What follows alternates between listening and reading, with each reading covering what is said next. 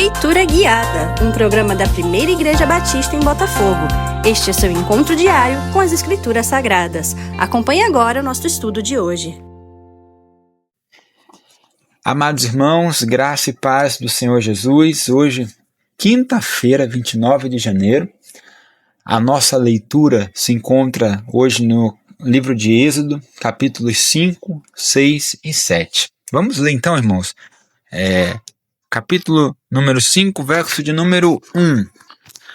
Diz assim: Depois foram Moisés e Arão e disseram a Faraó: Assim diz o Senhor, Deus de Israel: Deixa ir o meu povo para que me celebre uma festa no deserto. Respondeu Faraó: Quem é o Senhor para que eu lhe ouça a voz e deixe ir a Israel?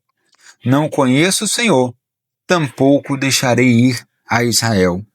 Então, perceba aqui que é o primeiro confronto entre Moisés e Arão e Faraó, ou, em outras palavras, entre Deus e Faraó. O confronto começa aqui, né? E perceba que Moisés está cumprindo o chamado de Deus para ele. Quando Deus se encontra na sarça e pede que Moisés vá até Faraó e peça ao povo para ser liberto. Moisés ali colocou uma série de desculpas. Nós já vimos o capítulo 3, o capítulo 4 de Êxodo. Moisés coloca uma série de desculpas, mas em último caso ele cumpre a vontade de Deus. Só que essa vontade de Deus, Deus já tinha avisado a ele que Faraó não deixaria ir, senão por mão forte, talvez no coração de Moisés tivesse a expectativa de que fosse mais fácil, mas ele chega diante de Faraó e Faraó trata Deus com desprezo, perguntando quem é o Senhor. Então, ele recusa-se a obedecer ou se colocar debaixo da autoridade de Deus, e faz com que a opressão do povo hebreu ela aumente.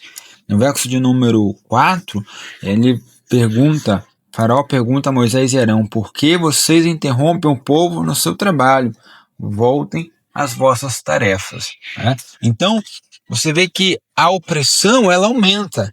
Quando Moisés resolve obedecer o chamado de Deus, vai se encontrar com Faraó, a opressão que talvez devesse diminuir, ela aumenta. E isso faz com que Moisés entre em crise.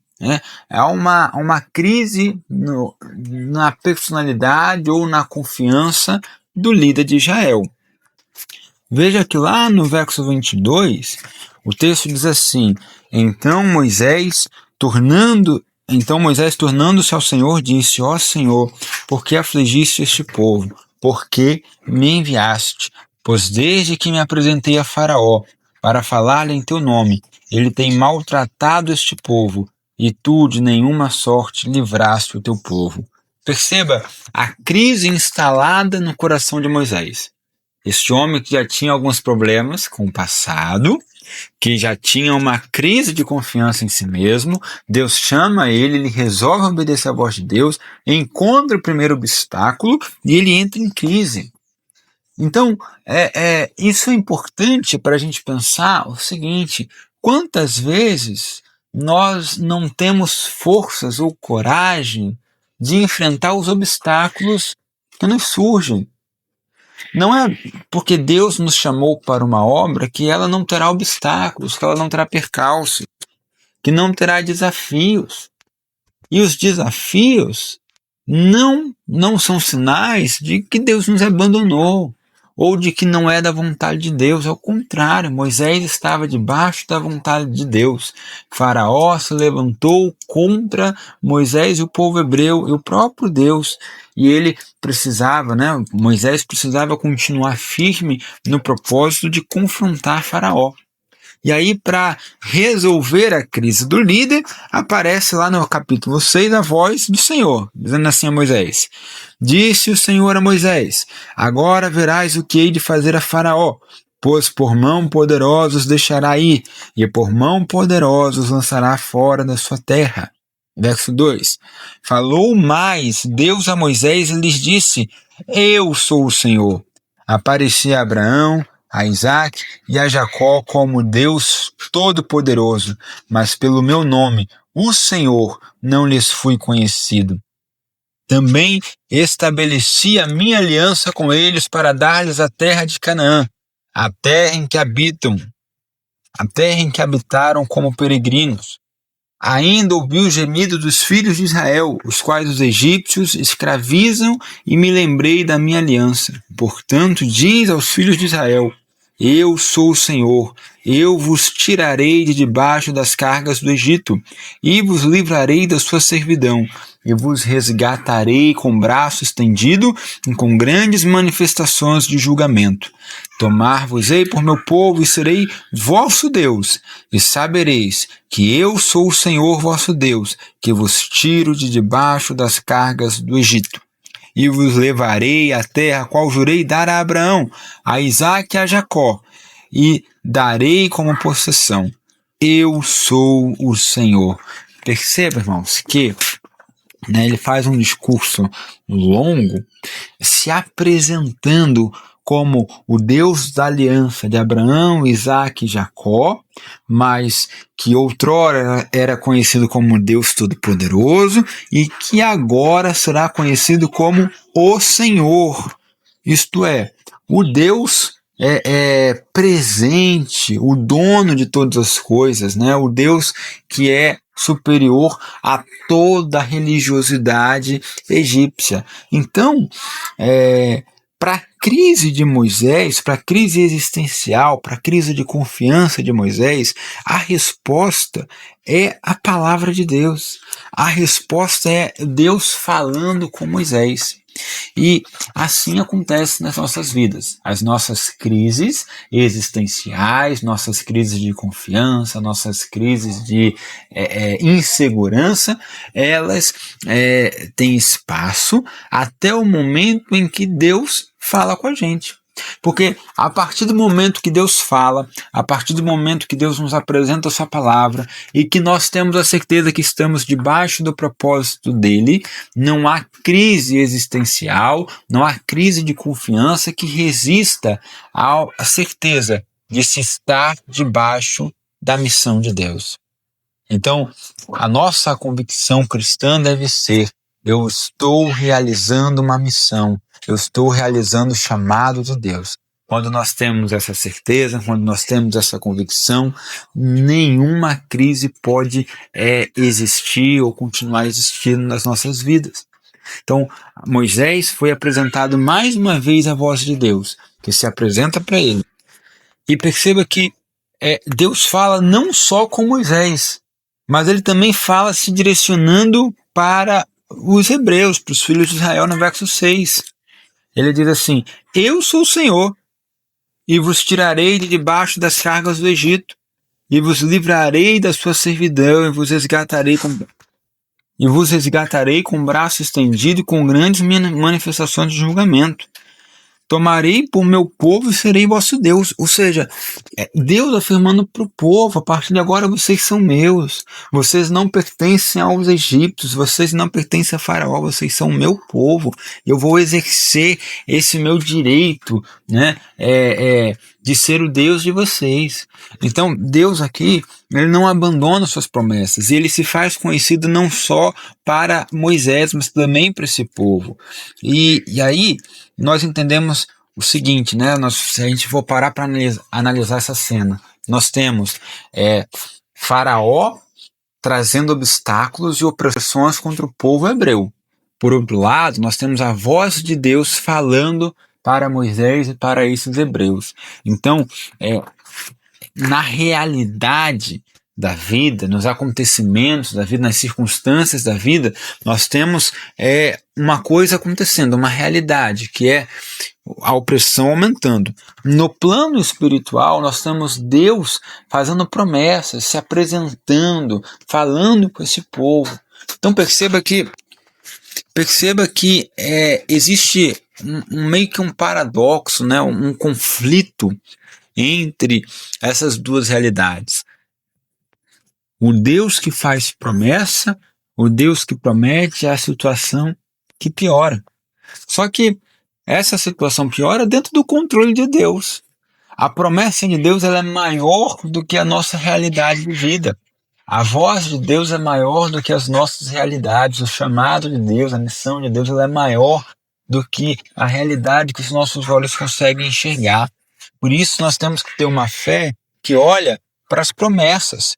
Uma fé, como está lá em Hebreus 11, que é a certeza das coisas que não vemos. E olha não para as circunstâncias, mas olha para o chamado de Deus. Mas será que a gente consegue ter essa fé no dia a dia, né? Que é não olhar para as circunstâncias da vida, mas olhar para as promessas de Deus? Bom, daí a gente também pode entender que a nossa identidade em Deus, ela não é definida pela situação que vivemos, mas pela aliança que Ele fez conosco. Deus está dizendo ao povo, né, no verso 7, vocês são meu povo, eu tomei vocês como meu povo, e vocês saberão que eu sou o Senhor. Então, essa é a promessa de Deus que estava sobre o povo de Israel. Eles não pertenciam a Faraó. A identidade deles não era de escravizados, mas de servos de Deus. Ainda que a realidade de vida dissesse, né, apontasse para uma coisa ruim, a promessa de Deus apontava para um destino diferente. E é aí que nós temos que basear e fundamentar a nossa identidade. A partir do verso 14, nós temos a genealogia de Moisés e Arão. E aqui é muito importante, porque o discurso está assim, está um confronto entre Moisés e Faraó. O povo está sendo oprimido, está sendo ordenado a trabalhar cada vez mais, e Deus está confirmando a sua promessa a Moisés. E de repente a história para no verso 14 contar a genealogia de Moisés e Arão. Então, começa lá no verso 14. São estes os chefes das famílias, os filhos de Ruben, o primogênito de Israel, Enoque, Palu, Esrom, Carmi, enfim. Ele vai indo até no verso 20 apresentar os pais de Moisés e Arão. Lá no verso 20 ele diz: Arão tomou por mulher a Joquebede, sua tia, e ela lhe deu a Arão e Moisés, e os anos da vida de Arão foram 137.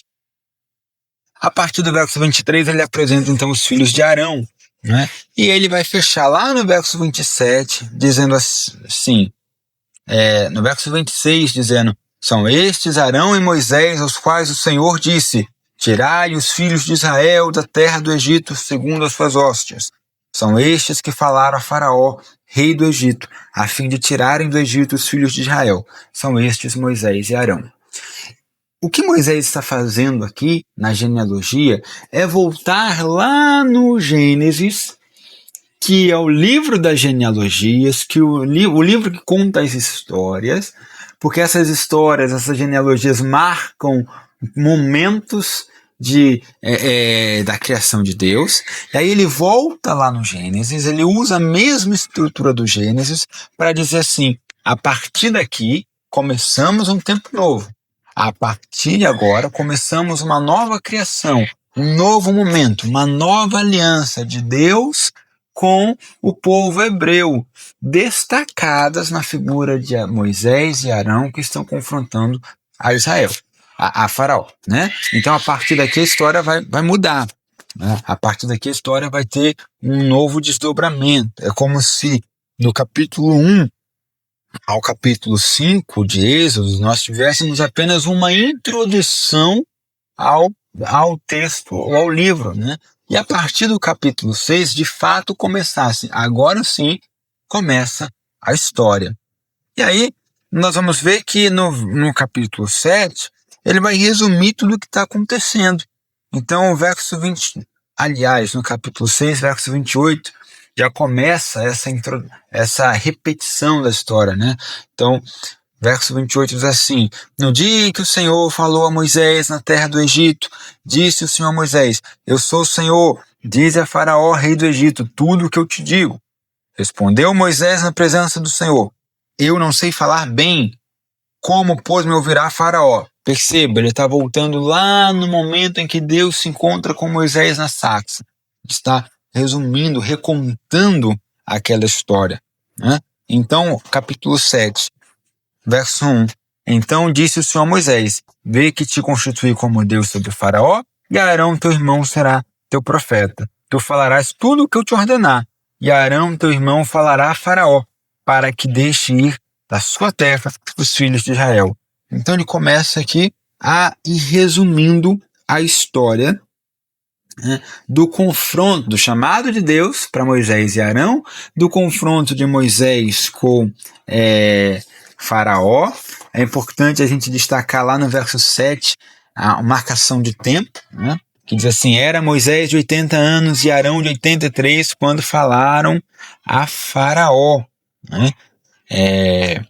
E lá no verso de número 10, né, nós temos então o bordão de Arão se transformando em serpente. Diz assim: então Moisés e Arão se chegaram a Faraó e fizeram como o Senhor lhes ordenara. Lançou Arão o seu bordão diante de Faraó, e diante dos seus oficiais ele se tornou em serpente. Faraó, porém, mandou vir os sábios e encantadores, e eles, os sábios do Egito, fizeram também o mesmo com as suas ciências ocultas. Pois lançaram eles cada um o seu bordão, e eles se tornaram serpente. Mas o bordão de Arão devorou os bordões deles. Todavia, o coração de Faraó se endureceu e não os ouviu, como o Senhor tinha dito. Então perceba aqui que há algumas cenas importantes. Primeiro, não é mais o bordão de Moisés, é o bordão de Arão, porque Moisés se recusa algumas vezes a ir. Moisés se sente fraco, Moisés tem uma crise de confiança. Então, o bordão que se transforma em serpente não é mais o de Moisés, mas é o de Arão. Deus transforma o bordão em serpente, enquanto os magos do Egito usam de magia e de ciências ocultas. Então eles não fizeram milagres. Deus fez milagre através do bordão de Arão, e ao transformar um pedaço de madeira em um ser vivo, e os magos do Egito não. Muito provavelmente, alguns teólogos entendem, né, que havia ali uma espécie de encantamento de serpentes, onde eles conseguiam fazer com que uma serpente ficasse de forma estática, paralisada ao ser tocada por seres humanos. Então ela estava ali bem paradinha, como se fosse um galho de árvore na mão dos magos, e aí quando eles soltam, ela começa então a se mexer. Né? E o fim é que a serpente de Arão, né, o bordão de Arão acaba se tornando serpente e acaba engolindo as serpentes feitas pelos os magos de Faraó. E aí tem um destaque para o coração de Faraó. Vai dizer: todavia o coração de Faraó se endureceu. Perceba que ele não está disposto a reconhecer a grandeza de Deus, mesmo diante dos sinais e dos milagres que são realizados. E aí vem então a primeira praga, né, que é a água tornando-se em sangue. Verso 14 diz assim: disse o Senhor a Moisés: o coração de Faraó está obstinado. Perceba que aqui é o coração de Faraó que está endurecido. Recusa deixar ir o povo. Vai ter com Faraó pela manhã, ele sairá às águas, estarás à espera dele na beira do rio, tomarás na mão um bordão que se tornou a serpente e lhe dirás: o Senhor, Deus dos Hebreus, me enviou a ti para te dizer: deixa aí o meu povo para que me sirva no deserto, e até agora não tens ouvido. Assim diz o Senhor: nisso saberás que eu sou o Senhor. Com este bordão que tenho na mão, ferirei as águas do rio e se tornarão em sangue. Os peixes que estão no rio morrerão, o rio cheirará mal e os egípcios terão nojo de beber a água do rio. Então aqui Deus demonstra o seu poder soberano sobre as forças do Egito. O Nilo era considerado um deus. Então, quando Deus transforma as águas em sangue, ele está atacando a divindade do Egito. As supostas divindades que eram adoradas pelos egípcios. Então, existe um conflito espiritual. Deus superando os poderes dos magos egípcios e os poderes da religiosidade egípcia. Mesmo assim, o coração de Faraó ele é endurecido. E esse coração de Faraó representa o coração da humanidade. Nós temos o coração endurecido. Né? Veja o verso 16, que diz assim: até agora não tens o ouvido. Quantas vezes somos nós que não ouvimos a voz de Deus? Quantas vezes somos nós que não ouvimos Deus falar conosco através da sua palavra, das mensagens dos seus servos? nós precisamos ter um exercício constante de quebrantamento do nosso coração para que a gente não se torne com o coração endurecido igual ao de Faraó, para que a gente não caia numa insensibilidade espiritual. Dessa forma, né, então Deus ataca ali a religiosidade dos egípcios, ataca o rio Nilo, a água vira sangue, né, e o verso 24 traz o desespero do povo, que diz assim: todos os egípcios cavaram junto ao rio para encontrar água que beber, pois as águas do rio não podiam beber. Assim se passaram 7 dias depois que o Senhor feriu o rio. E aí a gente vê, né, como que resistir à voz de Deus endurece o coração e afasta a pessoa do propósito divino. Como que endurecer o coração, como resistir à voz de Deus traz problemas, traz dificuldades, traz obstáculos difíceis de serem superados, como a água transformada em sangue. E a gente vê pessoas desesperadas cavando para encontrar água. Quando a gente resiste à voz de Deus, nós ficamos desesperados. Quando a gente resiste à voz de Deus, o que pode existir no nosso coração é agonia. Então, que nessa manhã você aprenda a não ser como Faraó. Dê ouvidos à voz de Deus. Dê ouvidos à voz de Deus. Mas dê ouvidos à voz de Deus com confiança, porque por outro lado, Moisés também tinha dificuldades de ouvir essa voz. Faraó porque tinha um coração endurecido. Moisés porque tinha questionamentos sobre si. Então não permita que sejam as dúvidas sobre si mesmo, sejam a sua falta de confiança ou o seu coração endurecido te criem obstáculos para ouvir a voz de Deus. Que a voz de Deus na sua vida supere o seu coração endurecido e a sua falta de confiança. Tenha um bom dia e até amanhã.